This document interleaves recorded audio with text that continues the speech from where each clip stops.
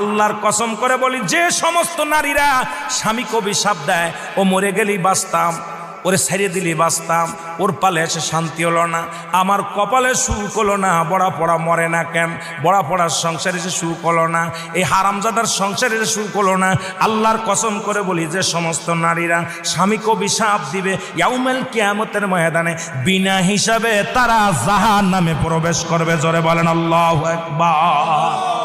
আমার মারা যারা মাইকের আওয়াজ শোনেন, শুনে নেন,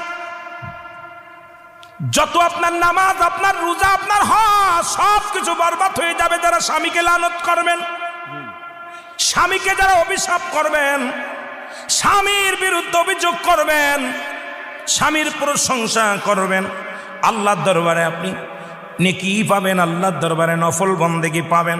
সারা রাত পরে আপনি ইবাদত করেছেন, আর একবার বলেন, আপনার মার কাছে বলেন,